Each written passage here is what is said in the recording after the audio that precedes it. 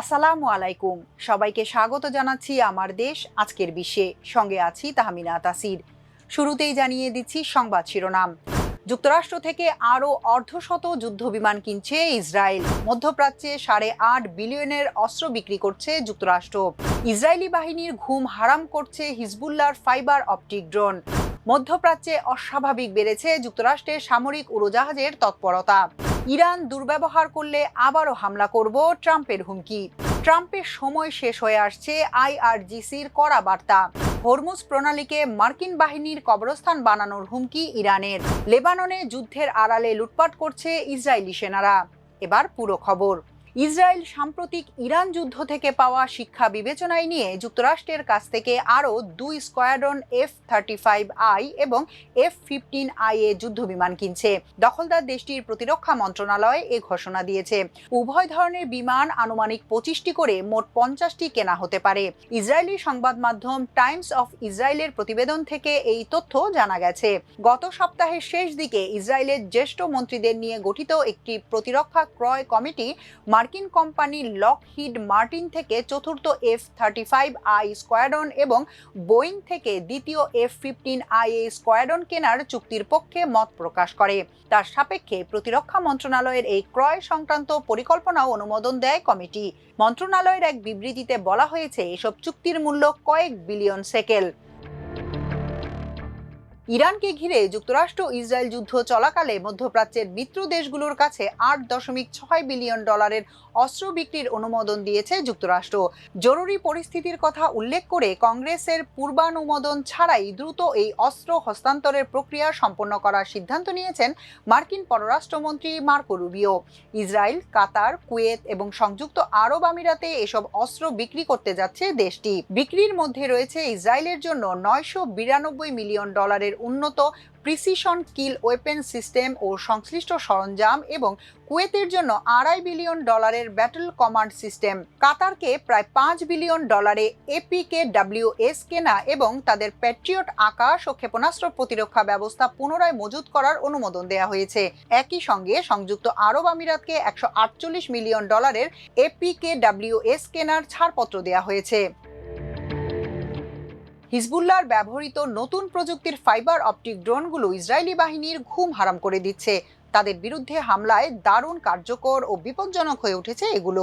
সিএনএনকে দেওয়া এক সাক্ষাৎকারে ইসরায়েলি সামরিক বাহিনীর একটি সূত্র এ তথ্য জানিয়েছে। তথ্যটি জানায়, এই ড্রোনগুলো কোনো তারহীন সংকেত বা ওয়্যারলেস সিগন্যালের বদলে সরাসরি ফাইবার অপটিক কেবল বা তারের মাধ্যমে অপারেটরের সঙ্গে যুক্ত থাকে। ফলে এগুলো নিয়ন্ত্রণ করা তার জন্য অনেক সহজ ও নিখুঁত হয়। সিএনএন এর প্রতিবেদনে বলা হয়, এই ড্রোনের তারের বিস্তৃতি প্রায় 15 কিলোমিটার পর্যন্ত হতে পারে।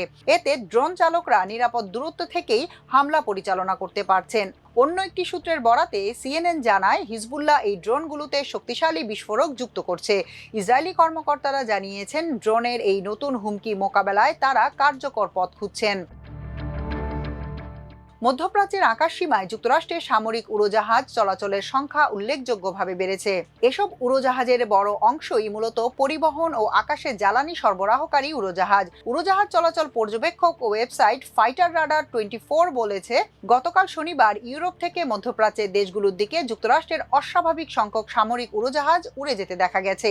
এই অঞ্চলে পাঠানো উড়োজাহাজগুলোর বেশিরভাগই C-17A গ্লোবমাস্টার 3 মডেলের সামরিক কার্গো উড়োজাহাজ। এ ধরনের প্রতিটি উড়োজাহাজ প্রায় 77 টন সরঞ্জাম এবং 100 জন সেনা সদস্য বহনে সক্ষম। অন্তত 12টি পরিবহন উড়োজাহাজ মধ্যপ্রাচ্যের পথে ছিল, যার কয়েকটি জার্মান থেকে রওনা হয়। এছাড়া বোয়িং KC-135 স্ট্র্যাটো ট্যাঙ্কার মডেলের জ্বালানি সরবরাহকারী উড়োজাহাজকেও ওই অঞ্চলের দিকে যেতে দেখা গেছে। ইসরায়েল ও এর পার্শ্ববর্তী এলাকায় এ ধরনের অন্তত 4টি উড়োজাহাজ সক্রিয় রয়েছে বলে পর্যবেক্ষণ করা হয়েছে।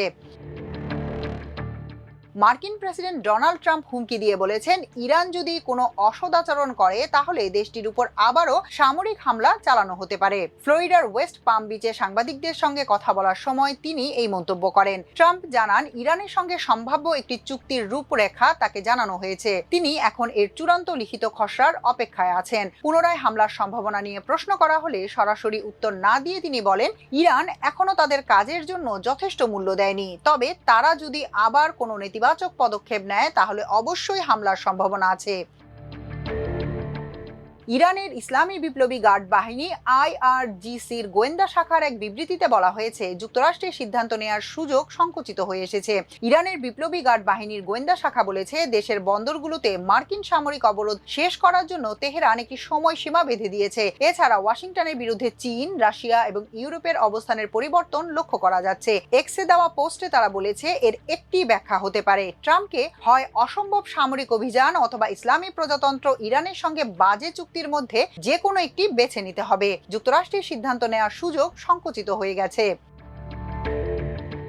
হরমুজ প্রণালী অবরোধকারী মার্কিন বাহিনীকে জলদস্যুদের সঙ্গে তুলনা করেছেন ইরানের ইসলামী বিপ্লবী গার্ড বাহিনী IRGCর সাবেক কমান্ডার এবং তেহরানের এক্সপিডিয়েন্সি কাউন্সিলের সেক্রেটারি মোহসেন রেজাই। একই সঙ্গে এই জলপথকে মার্কিন বিমান বাহিনী, রণতরী ও সৈন্যদের কবরস্থানে পরিণত করার হুমকি দিয়েছেন তিনি। রোববার সামাজিক যোগাযোগ মাধ্যম এক্সে দেওয়া এক বিবৃতিতে তিনি বলেছেন, যুক্তরাষ্ট্র বিশ্বের একমাত্র জলদস্যু যাদের বিমানবাহী রণতরী আছে। জলদস্যুদের মোকাবেলা করার সক্ষমতা আমাদের যুদ্ধজাহাজ ডুবিয়ে দেওয়ার সক্ষমতার চেয়ে কোনো অংশে কম নয়। গত মাসে মার্কিন বিমান বাহিনীর একটি F-15E যুদ্ধবিমান IRGC ভূপাতিত করার ঘটনার কথা জানিয়ে তিনি বলেছেন, আপনাদের রণতরী এবং বাহিনীকে কবরস্থানের মুখোমুখি হওয়ার প্রস্তুত রাখুন, ঠিক যেভাবে আপনাদের বিমানের ধ্বংসাবশেষ ইস্পাহানে পড়েছিল।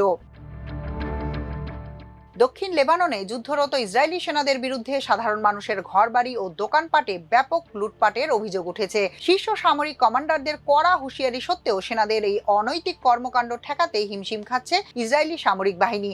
ইসরায়েলের শীর্ষস্থানীয় সংবাদ মাধ্যম ইয়েদিওত আহরোনত ও হার্সের প্রতিবেদনে সেনাদের এই লুটপাটের চাঞ্চল্যকর তথ্য উঠে এসেছে। নাম প্রকাশে অনিচ্ছুক একজন রিজার্ভ সেনা সদস্যের বরাত দিয়ে ইয়েদিওত আহরোনত জানায়, সীমান্ত এলাকায় মোতায়েন থাকা অনেক রিজার্ভ ইউনিটকে নির্বিচারে লুটপাট করতে দেখা গেছে। ওই সেনা সদস্যের ভাষ্যমতে, সেনারা অস্ত্রশস্ত্র থেকে শুরু করে স্মৃতিচিহ্ন, অলংকার, কম্বল এবং ব্যক্তিগত ছবি যা সামনে পাচ্ছে তাই সঙ্গে নিয়ে যাচ্ছে। এমনকি জনশূন্য ব্যক্তিগত বাড়িঘর এবং দোকানপাট থেকেও মূল্যবান সামগ্রী হাতিয়ে নিচ্ছে। একটি ঘটনায় দেখা গেছে, একজন ইসরায়েলি কমান্ডার তার অধীনে থাকা সেনাদের লুট করা মালামাল নিয়ে ইসরায়েলে ফিরতে বাধা দিচ্ছেন। এখনকার মতো এ পর্যন্তই। সবাই ভালো থাকুন, সুস্থ থাকুন আমার দেশের সঙ্গে। চ্যানেলটি ভালো লাগলে সাবস্ক্রাইব করুন। আল্লাহ হাফেজ।